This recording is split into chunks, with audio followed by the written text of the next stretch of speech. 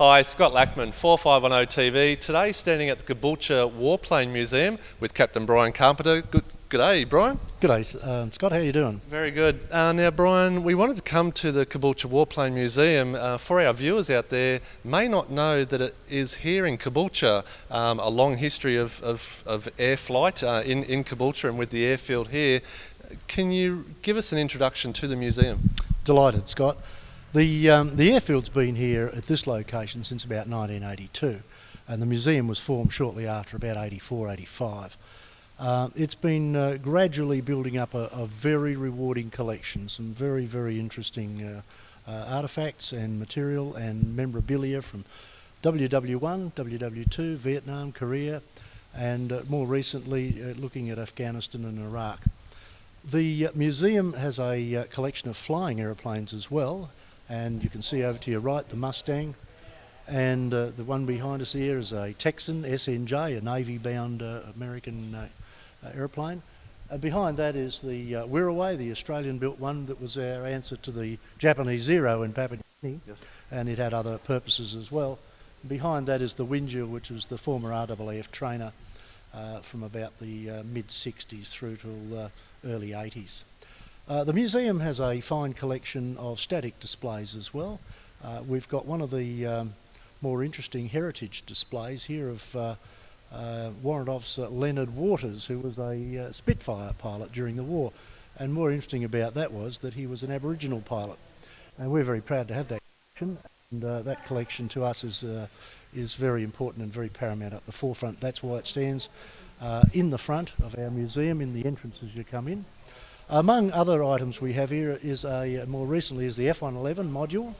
The F-111 came from Amberley, and it is the module of a real aeroplane, of where when the pilots eject, they take the module capsule with them. Yes. So that's was a real aircraft. It's got all the instruments in it, and all the seats and all the electronics that was in there when it was pulled apart. Behind that, you may see in the distance we've got an Iroquois Helicopter. Yes. Famous for Vietnam operations, and only retired with the Army about 4 years ago. But the Iroquois, a venerable machine, and we're very proud to have that one. That particular one saw service in the Middle East, in the peacekeeping forces with the Israelis and the Egyptians when they were fighting over the Sinai Desert. That one saw service there for about 2 years. Brian, can I ask, obviously you've gone through it, the static displays, the memorabilia, the museum run by volunteers such as yourself? Absolutely. The museum, its secret of success is the dedicated, hard-working volunteers.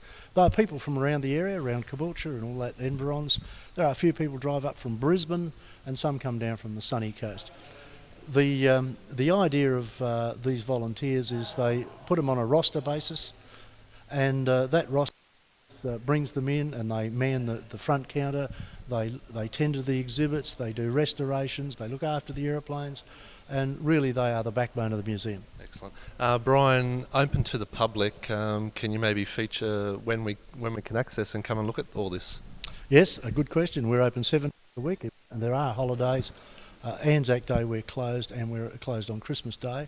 Other than that, we're open pretty much 7 days a week, and we start at 9 o'clock in the morning and we're closed at 4 in the afternoon. If there's a special group that wants to visit a bit later, we can stay open by arrangement. But the volunteers will man it, and they're delighted to have the public come through at any time. Small donation. There is an admission fee for families that's a lot cheaper, and we think that is the cheapest form of entertainment you can get for a couple of hours, and we urge everyone around the district to come and visit our museum. Most definitely. We'll have some overlay footage throughout our interview of the artefacts and the static displays, etc. of the museum. So we won't give too much away, because we want the public to come and patron the museum. Now, part of our interview today doesn't happen every day. We got to see the pilot start up. You talk me through it. It's an old plane, mate. Yes. Look, that was a pretty exciting event today. As you say, it doesn't often happen. There are very few DC-3s left. That particular one you saw today saw service in the Pacific. It was nominated by or named by the American Air Force as Oklahoma Gal. Yes. They all had their famous names. That particular aeroplane had been used in a civilian operation down in Melbourne, flying freight across to Tasmania and keeping the supply lines open for many years in the 60s, 70s, and towards the end of that it went to Mareeba in Queensland, where it sat out the front for many years. And our engineer here in Caboolture, David Kingshot from Complete Aircraft Care, had purchased the aeroplane. It was a massive effort to bring it down on low loaders, the fuselage, then the wings and the engines, and we had a police escort. It took 3 or 4 days to get here. Wow. And what you saw today was the starting up of the old girl. Yes. And she fired up and she spat a few flames out and a bit of black smoke. It did. We've got some footage of that and probably playing right now as we speak. But Dave, the owner, and as you say, an engineer, has plans of restoring the old girl back to a commercial situation where he actually can get it up in the air. Yep. That would be pretty exciting to see.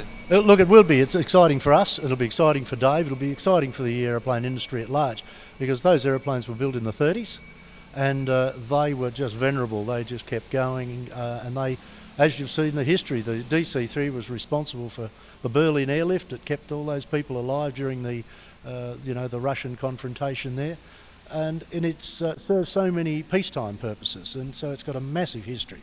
And we're very, very, very proud to have one on this airfield. Yeah, excellent. Captain Brian, where can we go from here? You've got an event coming up at the museum, so again, showcasing what you've got on offer. Let's talk about that future event. Yes, we do have a number of events from time to time. We've had some outstanding concerts here, and one coming up on the 13th of June, Saturday the 13th of June, is the Remember Midway concert, which is to commemorate the Battle of Midway, and it's a World War II theme, and people are asked to come in theme costume, and the entry price is quite reasonable, $50. You get a meal, albeit very light, but you do get a meal, and there is prizes for best dressed, and there is a female fashion competition for the 40s, so ladies, if you want to bring your 40s gear out and wear it, you'll be judged accordingly, and there are some very good prizes and very expensive prizes. Excellent. We'll have a link on this video feature for the night out that's coming up very soon. So viewers, I encourage you to come and sharing a piece of history right here in our backyard of Caboolture, and we want to thank you for inviting us into the Caboolture Warplane Museum. I'm sure it won't be the last time for me to visit. Even though I've lived here 20 plus years, I truly did not know this exists. So yet again, another hidden jewel in our Caboolture backyard. Let's get out there and let's see some visitors through the door. That's great, Scott. Thank you very much. Thank you, sir. Thank you.